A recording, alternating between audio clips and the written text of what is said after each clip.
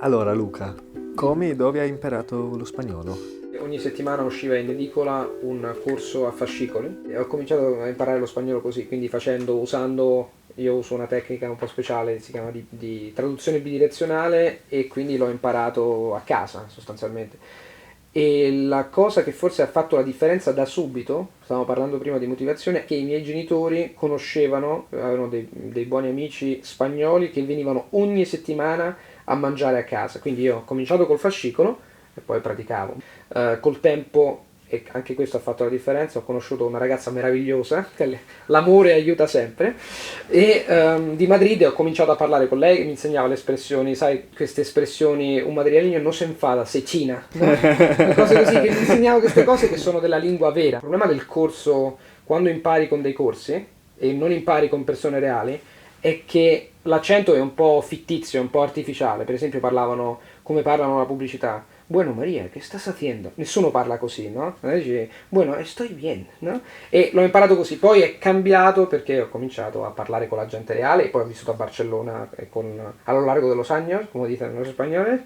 Bueno, he mejorado y perfeccionado el idioma. Bueno, ¿y qué te gusta del español en general? Todo. Sim, eu gosto, acho que é uma língua muito bonita e também gosto muito das variedades do espanhol, do que estamos a falar, ¿no? O espanhol andaluz. Andaluz. Pero esto me gusta en todas las lenguas, o sea, pero es verdad que a causa de la historia, ¿no? Que hay muchos países donde ya se habla hoy en día español y por eso cada país, cada región tiene sus particularidades. Me imagino que te hayan puesto esta pregunta muchas veces. ¿Cómo es que hablas español sin acento? Also ich glaube, für mich ist es immer, ich mache gern nach. Es ist ein bisschen so wie das Schauspielen. Also du hörst, wie jemand spricht und dann versuchst du quasi also beim Lernprozess, du hörst zu, du merkst dir, er sagt, jetzt versuche ich jetzt gerade an ein Wort zu denken, was auf Spanisch dann irgendwie, was für Engländer wegen der Aussprache, sagen wir mal, vielleicht etwas kompliziert ist, ne? So, Gijón. Perfekto, Gijón. Gijón. Das gibt's ja auf Englisch, dieses Ch nicht. Ich versuche das einfach nachzumachen. Ich höre, dass es Gijón heißt und dann denke ich, okay, ist Gijón. Ich werde jetzt nicht den ganzen Tag Gijón sagen, aber ich glaube, es ist wirklich irgendwie... Den ganzen Tag. Also, aber ich werde dir die Frage wieder stellen. Glaubst du eigentlich, dass du eine Begabung, ich bin direkt, ja? Ich spreche auf Deutsch, muss direkt sein. Also ich glaube, es gibt für Menschen, die sehr gern und sehr leicht Sprachen lernen. Also ich glaube, es gibt eine gewisse Begabung. Ja, ich stelle fest, dass du auf jeden Fall perfekt Deutsch sprichst. Und fühlst du dich bequemer auf Spanisch oder auf Deutsch? Oder? I think for Spanish, there's a certain element where I'd say I feel different when I speak Spanish than when I do with German, but I don't have this, I don't feel more comfortable in Spanish than I do in German or than I do in French. It's a different situation. You're put in a different context and it's learning to say, react to this context that you're in, because... Aber da du in Berlin jetzt wohnst, kriegst du die Möglichkeit, Spanisch regelmäßig auf jeden jeden Tag Fall, zu sprechen? Ja. Hier also oder hier auf Arbeit, auch in der Uni. Heutzutage, ja. Also ich habe auch an der Uni unterrichtet, da habe ich auch Spanisch unterrichtet.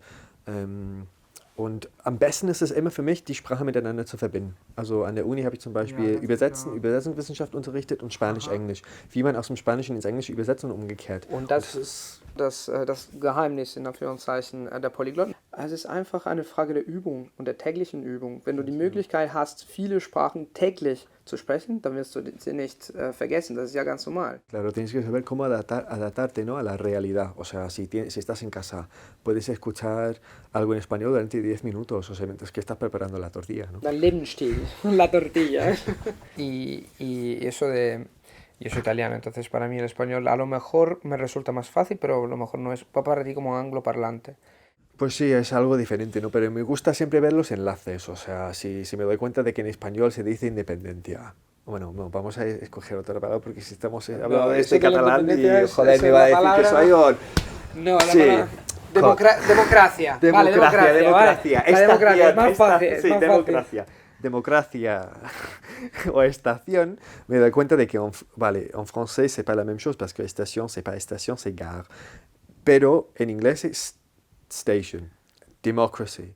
a lot of words come from Latin in English. Definitely. And so in Without a English, doubt. it's an extremely rich language because sometimes you have the Anglo-Saxon version and then you have the version coming from Latin, for example, for animals and stuff. Definitely. So you have a lot of words in common with Latin, I would say. That's so true. So Exactly. that helps. Exactly, because Spanish came from Latin. Then you see, as I was saying, like with station, that you see that there's so many links, and there's so many links that people aren't aware of, and you say, "Oh, Spanish is so difficult," and then you read a sentence, and it's like la proclamación de la democracia. independencia. No, Eso. not again. Yeah. Not again. Not democracia again. Democratization, democratización, democratización, democratización. You got 4 words. You can learn 4 languages at the same time. Definitely.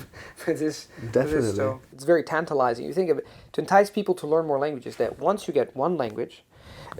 Okay, so this is a little bit delicate because people think this is another common thought that if the more languages you learn, the easier it gets.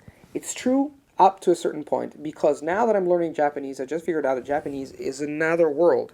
And all the 11 languages that I've learned, I thought, okay, it's gonna be very easy. But then I clashed against this reality. It's another language. The amazing thing is that once you get inside, it's like being accepted by a family. Once you get accepted into a family language, in a language family, then it's much easier to learn all the other languages. So if you learn, I don't know, now Romanian would be a piece of cake for you.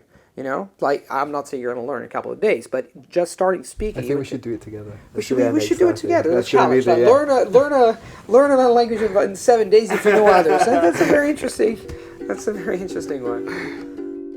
Click on the language you would like to learn. Peut-être avez-vous envie d'apprendre le français? Aber es kann ja auch sein, dass du Deutsch lernen willst. Also warum nicht? Também pode ser que você queira falar português e se imparasse italiano e nunca quisiste aprender espanhol? Click on the language you would like to learn.